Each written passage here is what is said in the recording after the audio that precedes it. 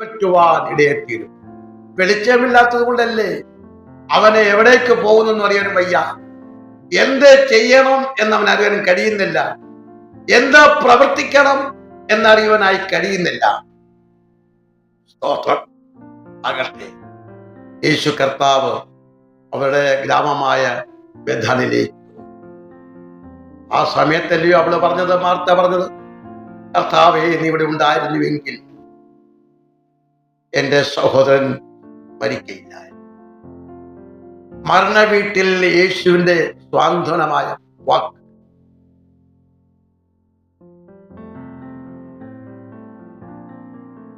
യേശു പറഞ്ഞ മറുപടിയുണ്ട്,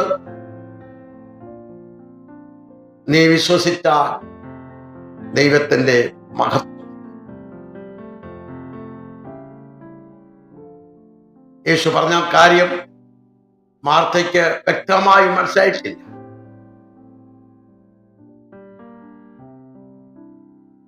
യേശു അവിടെ പറഞ്ഞു, എന്റെ സഹോദരൻ ജീവിക്കും,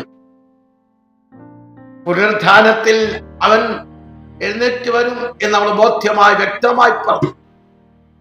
യേശു പറഞ്ഞത്, ഞാൻ തന്നെ അതേ പുനരുത്ഥാനവും ജീവനുമാകും. എന്നിൽ വിശ്വസിക്കുന്നവൻ മരിച്ചാലും ജീവിക്കും. മരണമില്ലാത്ത ലോകമല്ല ഇവിടെ ഉള്ളത്. നാം എല്ലാവരും മരണപ്പെടും. ആ യാഥാർത്ഥ്യത്തിലേക്ക് നാം എത്തിപ്പോയെങ്കിലേ പറ്റൂ. ഇവിടെ ആർക്കും നിലനിൽക്കുന്ന ഒരു സ്ഥലമല്ല. ഇവിടെ എല്ലാവരും മരണപ്പെട്ടേ പറ്റൂ. ആർക്കും ഇവിടെ സുസ്ഥിരമായി താമസിക്കാമെന്ന് ആർക്കും പ്രവചിപ്പാൻ സാധ്യമല്ല. വേറെ കാര്യം പറഞ്ഞാൽ, നാം ജനിച്ചിട്ടുണ്ടോ, നാം മരിച്ചേ പറ്റും. അതിന് സമയമോ അതിന് കാലമോ അതിന് രീതികളോ നമുക്കറിയാൻ സാധ്യമല്ല. എന്നാൽ യേശു പറഞ്ഞു കേട്ടോ, എന്നിൽ വിശ്വസിക്കുന്നവൻ മരിച്ചാലും അവൻ ജീവിക്കും എന്നതാണ്. മരണമില്ല എന്ന് യേശു പറഞ്ഞില്ല. കർത്താവിനെ വിശ്വസിക്കുന്ന മനുഷ്യന്, ഒരു വ്യക്തിക്ക് മരണമില്ല എന്നല്ല യേശു പറഞ്ഞത്, അവൻ മരിച്ചാലും അവൻ ജീവിക്കും എന്നുള്ളതാണ്. അപ്പൊ എത്ര ഭാഗ്യകരമായ പ്രത്യാശയുള്ള വാക്കാണ് യേശു തമ്പുരാൻ മാർത്തയോട് പറഞ്ഞത്. എന്നിൽ വിശ്വസിക്കുന്നവന് മരിച്ചാലും ജീവിക്കും. അതെ, അത് ഈ ലോകത്തിലുള്ള സർവമാന വിശുദ്ധന്മാരും അനേക ദൈവമക്കൾ എപ്പോഴും ഓർത്തിരിക്കുന്ന ഒരു വാക്കാണത്. പ്രതിനിയമത്തെ വായിക്കുമ്പോൾ കർത്താവ് താൻ ഗംഭീരനാദത്തോടും പ്രധാന ദൂതന്റെ ശബ്ദത്തോടും ദൈവത്തിന്റെ കാഹളത്തോടും കൂടെ സ്വർഗം ഇറങ്ങി വരികയും ക്രിസ്തുവിൽ മരിച്ചവർ മുൻപേ ഉയർത്തെഴുന്നേൽക്കുകയും പിന്നെ ജീവനോട് ശേഷിക്കുന്നവരായ നാം ഒരുമിച്ച് മേഘങ്ങളിൽ അടക്കപ്പെടുകയും. ഒരു വലിയ പ്രത്യാശയുടെ കാര്യമാണ് കർത്താവ് പറഞ്ഞത്. ദൈവസഭയുടെ പ്രത്യാശ എന്താണ്? ദൈവജനത്തിന്റെ പ്രത്യാശ എന്താണ്? ദൈവസഭ എന്തിനു വേണ്ടി കാത്തിരിക്കുന്നു? നാം ഈ ലോകത്തിൽ ചിലരൊക്കെ സമ്പാദിച്ച് ഒരു ശ്രേഷ്ഠമായ ജീവിതത്തെ നയിച്ച് ആനന്ദകരമായ ഒരു ജീവിതത്തിലേക്ക് ഇറങ്ങി നാം നിത്യേന സുഖലോലുപരായി നാം ഇങ്ങനെ കഴിയാം എന്നുള്ള ചിന്ത മാത്രം പോരാ. ഒരിക്കലായി നമ്മുടെ മേലും ഈ മരണത്തിന്റെ കരാളഹസ്തം വന്ന് വീഴും. നാം അറിയാത്ത നിനയ്ക്കാത്ത നേരത്ത് മരണത്തിന്റെ നിഴലുകൾ നമ്മെ വന്ന് മൂടപ്പെടും. നാം ഒരിക്കലായി ഇവിടുന്ന് പോയേ പറ്റി. എന്നെ പ്രിയപ്പെട്ടവരെ, നാം ഓർത്ത് നോക്കണം. നാം എങ്ങോട്ടാണ് പോകുന്നത്? എവിടേക്കാണ് പോകുന്നത്? ഈ ലോകത്തിലെ ജീവിതം ക്ഷണഭങ്കരമാ. ആ ജീവിതത്തെ നാം ഒരിക്കലും നഷ്ടമാക്കുവാൻ ആഗ്രഹിക്കരുത്. വെറുതെ ഇവിടെ ജീവിച്ചു എന്നുള്ള അർത്ഥമല്ല. ഈ ലോകത്ത് നാം ജീവിക്കുന്നത് എത്ര നാൾ ജീവിച്ചു എന്നുള്ളതല്ല വിഷയം. ആ ജീവിക്കുന്ന അത്രയും നാളും നാം ഏതിനു വേണ്ടി ജീവിച്ചു, എന്തിനായി ജീവിച്ചു എന്നുള്ളൊരു ചിന്ത നമുക്കുണ്ടാകണം. ആ ജീവിതം യേശുവിൻ ഞാൻ സമർപ്പണം ചെയ്തു. അങ്ങനെയായ ഏറ്റവും സന്തോഷകരമായ ഒരു ജീവിതത്തിന്റെ അന്ത്യം നാം പ്രാപിപ്പാനിടയായി തീരും. അപ്പൊ മരണമില്ലാത്ത ലോകമല്ല ഇത്, വേദനയില്ലാത്ത ലോകമല്ല ഇത്, കഷ്ടതയില്ലാത്ത ലോകമല്ല ഇത്. നെടുവീർപ്പും കഷ്ടതയും മരണവും കണ്ണുനീരും വിനാശകരമായ എല്ലാം നിറഞ്ഞ ഈ ലോകത്തിൽ ഒരു ദൈവം ഇതിനായിരിക്കുമ്പോൾ ഓർക്കണം, ഒരുപക്ഷെ വേദനജനകമായ ഏതനുഭവം കയറി വരട്ടെ, യേശുവിടെ ഉണ്ടായിരുന്നുവെങ്കിൽ നാം ഓർക്കണം. നമുക്ക് യേശുവിനെ ക്ഷണിക്കാം, നമുക്ക് യേശുവിനോട് പ്രാർത്ഥിക്കാം ഒരു ജയകരമായ ജീവിതത്തിന് വേണ്ടി. ആമേൻ. നിങ്ങൾ പ്രാർത്ഥിപ്പാൻ തയ്യാറാകുന്നുവോ?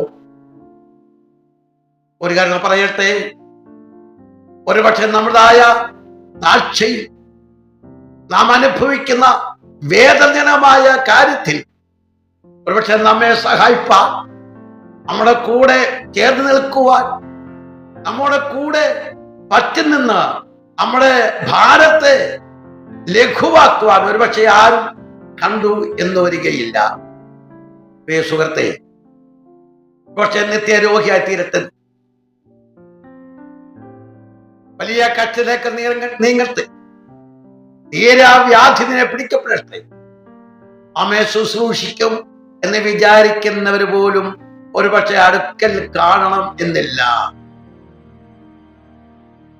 പലരും നമ്മെ കൈവിടാം, സ്നേഹിതന് കൈവിടാം, ഭർത്താവോ ഭാര്യയോ മക്കളോ കൈവിടാം. അങ്ങനെയുള്ള സാഹചര്യം വരുമ്പോഴും അവിടെയും കൈവിടാതെ നമ്മോട് ചേർന്നിരുന്ന് നമ്മുടെ സങ്കടങ്ങളൊക്കെ മാറ്റങ്ങളെ വരുത്തി കരയണ്ട എന്ന് പറയുവാൻ, ഭാരപ്പെടണ്ട എന്ന് പറയുവാൻ, ഞാൻ നിന്നോട് കൂടെയുണ്ടെന്ന് പറയുവാൻ യേശുവല്ലാതെ മറ്റാരുമില്ല. അവൻ എല്ലാ നാളും നമ്മോട് കൂടിയിരിക്കുന്നവനായ ദൈവമാണ്. നിങ്ങൾ പറഞ്ഞാൽ ആ ഭാഗത്തേക്ക് മാറാം. അതെ, ഭയപ്പെടേണ്ട, ഞാൻ നിന്നോട് കൂടെയുണ്ട് എന്ന് കർത്താവ് പറഞ്ഞു. അങ്ങനെ ഭ്രമിച്ചു നോക്കണ്ട, ഞാൻ നിന്റെ ദൈവമാണ്. അതിനാൻ പറയുന്നത്, നീ വെള്ളത്തിൽ കൂടെ കിടന്നാൽ വെള്ളം നിന്നെ മുക്കിക്കൊള്ളുകയില്ല. നീ തീയിൽ കൂടെ പോകേണ്ടി വന്നു പോയാൽ തീ നിന്നെ ദഹിപ്പിച്ച് കളയുകയില്ല. ഓർത്തു വെക്കണം, പ്രതികൂലങ്ങൾ പലതേറി വരട്ടെ, അവിടെ യേശു തമ്പുരാൻ തന്റെ മക്കളെ ചേർത്ത് കൊള്ളുന്ന, യേശു കർത്താവ് തന്റെ ജനത്തെ സഹായിക്കുന്ന, കരയുന്നവരോട് കൂടെ നിൽക്കുന്നവനായ യേശു നമ്മുടെ കൂടെയുണ്ട്. അപ്പൊ ഇന്ന് രാത്രി നാം ഓർക്കരുത്, അത് യേശു ഇവിടെ ഉണ്ടായിരുന്നുവെങ്കിൽ. ഓർത്തു നോക്കിക്കേ, എത്രയോ നാളുകൾ ഞാൻ എന്തു ചെയ്യേണ്ടു ഈ വിപത്തിൽ, വളരെ കഷ്ടതരായിരിക്കുന്നു, കടഭാരമാകാം, പലതുമാകാം, ഒരുപക്ഷെ നമ്മുടെ മക്കളുടേതായ കാര്യമാകാം, നമ്മുടെ ജീവിതത്തിന്റെ ജീവൻ പ്രശ്നമാകാം, ആരോഗ്യപരമായ വിഷയമാകാം, ഏതുമാകട്ടെ, ഇന്ന് രാത്രിയിൽ നീ യേശുവേ നിന്റെ ജീവിതത്തിലെ കർത്താവിന്റെ അടുക്കലേക്ക് മടങ്ങി വരാം.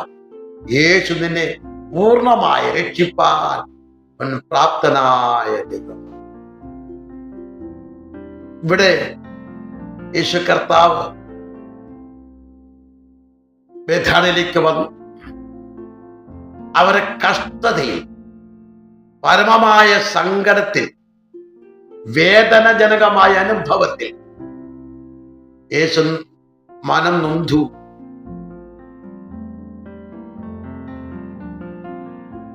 മാർത്ത പറഞ്ഞ കാര്യത്തിൽ, കർത്താവെ ഞാൻ അറിയുന്നു, നീ ഇപ്പോഴും എന്ത് അപേക്ഷിച്ചാലും പിതാവ് നിനക്ക് ചെയ്തു തരുമെന്ന് ഞാൻ അറിയുന്നു. എന്നെ വളരെയധികമായി സന്തോഷിപ്പിച്ച ഒരു വാക്യമാണ്. കാരണം വളരെ സഹോദരനായ ലാസർ മരിച്ചു 4 ദിവസമായിരിക്കുന്നു. നാറ്റം വെച്ചുപോയ അവസ്ഥയിൽ കല്ലറയ്ക്കൽ അവൻ കിടക്കുമ്പോൾ, കല്ലറയിൽ കിടക്കുമ്പോൾ മാർത്തയുടെ വിശുദ്ധമായ വിശ്വാസം കണ്ടോ? കർത്താവേ, നീ ഇപ്പോഴും എന്താണ് ഈ ഇപ്പോഴും എന്ന് പറയാൻ കാരണം? ഈ അവസ്ഥയിൽ, ഏതവസ്ഥയിൽ? ലാസർ മരിച്ച 4 ദിവസമായി കല്ലറയ്ക്കകത്ത് കിടക്കുന്നു, നാറ്റം വെച്ച അവസ്ഥയിലായിരിക്കുന്നു. അപ്പോൾ അവള് പറഞ്ഞ വിശ്വാസം കണ്ടോ? നീ ഇപ്പോഴും ആമേൻ എന്തപേക്ഷിച്ചാലും ദൈവം നിനക്ക് തരും എന്ന് ഞാൻ അറിയുന്നു. എന്നെ വളരെ ചിന്തിപ്പിച്ച, സന്തോഷിപ്പിച്ച, പ്രത്യാശയിലേക്ക് നടത്തിയ ഒരു വാക്കാണ് മാർത്ത പറഞ്ഞായ. ആർക്ക് പറയാനേ സാധ്യമാകും? നീ ഇപ്പോഴും. കാരണം 4 ദിവസമായി നാറ്റം വെച്ച് തുടങ്ങിയ ലാസർ ഇനി നാം എന്ത് ചെയ്യേണ്ടു? ഒരു പ്രതീക്ഷയ്ക്കും അവിടെ കാര്യമില്ല. പ്രത്യാശജനകമായ ഒരു വാക്ക് പറയാൻ നമുക്ക് സാധ്യമല്ല. എന്നാൽ ഈ മാർത്ത കണ്ടോ? അവളുടെ വിശ്വാസത്തിന്റെ വളർച്ച, അവളുടെ വിശ്വാസത്തിന്റെ ബാഹുല്യം, അവൾ ആരാ വിശ്വസിക്കുന്നത് എന്ന് അവിടെ വ്യക്തമായി അവൾക്ക് അറിയാമായിരുന്നു. അഖിലാണ്ടത്തിനുടയവനായ നസ്രനായ യേശുവിനെയാണ് അവൾ വിശ്വസിച്ചത്. സകലതും ഉളവാക്കിയവനായ കർത്താവ്, സകലത്തെ ജീവൻ കൊടുത്തവനായ കർത്താവ് അവള് പൂർണ്ണമായി വിശ്വസിച്ചു. അവൻ അത്രേ ബെഥാനിയയിൽ ഈ ലാസറിന്റെയും മറിയയുടെയും മാർത്തയുടെയും ഭവനത്തിലേക്ക് അവന് വന്നു കയറിയതേ അതിനെത്ര ആശ്ചര്യമായിരിക്കുന്നു. ദുഃഖത്തിലിരിക്കുന്ന ഒരു ഭവനത്തിൽ യേശു തമ്പുരാൻ വന്നു. കരയുന്ന, വിലപിക്കുന്ന ഒരു ഭവനത്തിൽ യേശു തമ്പുരാൻ വന്നു. യേശു വരും. ആമേൻ. ഇന്ന് രാത്രിയിലും നാം ആയിരിക്കുന്ന ഇടത്ത് വേദനജനകമായ അനുഭവത്തിലായിരിക്കുന്നുവോ? മറക്കല്ലേ, യേശു അവിടെ വരും. ആമേൻ. അതുകൊണ്ടാണ് മാർത്ത പറഞ്ഞത്, നീ ഇപ്പോഴും ദൈവത്തോട് എന്തപേക്ഷിച്ചാലും ദൈവം നിനക്കത് തരും എന്ന് ഞാൻ അറിയും. ഏറ്റവും വലിയ വിഷയം അത് യേശു. അപ്പൊ അവർക്കറിയാം യേശു അത്ഭുതങ്ങളുടെ ദൈവമാണ്, അവൻ വൻകാര്യങ്ങളെ ചെയ്യും എന്ന് മാർത്തയ്ക്ക് മനസ്സിലായി. യേശു പറഞ്ഞല്ലോ, നിൽ വിശ്വസിക്കുന്നവൻ മരിച്ചാലും ജീവിക്കും. ആശ്വാസ വാക്ക. വേദനിച്ചിരിക്കുന്നവർക്ക് പിന്നെയും വേദന കൊടുക്കുന്ന വാക്കല്ല യേശു പറഞ്ഞു, ആശ്വാസത്തിന്റെ വാക്ക. ഇന്ന് രാത്രി നമ്മോട് യേശു പറയുന്നു, മകനെ കരയണ്ട, മകളെ കരയണ്ട, ഞാൻ നിന്നെ സഹായിക്കും.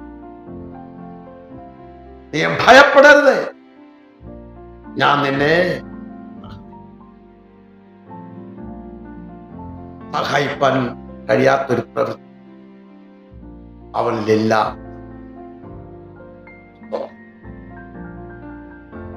അങ്ങനെ യേശു മാർത്തയുമായി സംസാരിക്കുന്ന സമയത്താണ് മാർത്ത ഓടിച്ചെന്ന അവളെ സഹോദരിയെ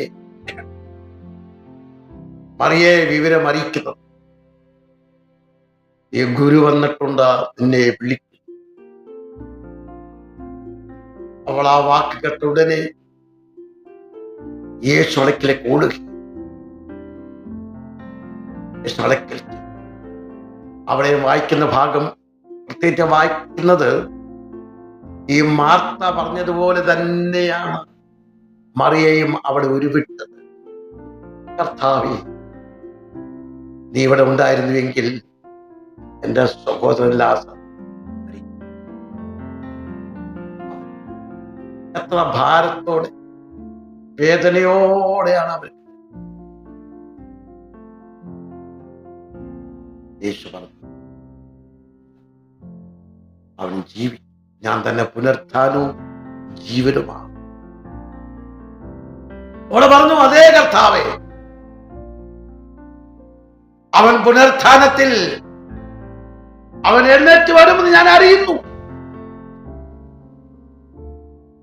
യേശു പറഞ്ഞത്, ഞാൻ തന്നെ പുനരുത്ഥാനവും ജീവനുമാണ്.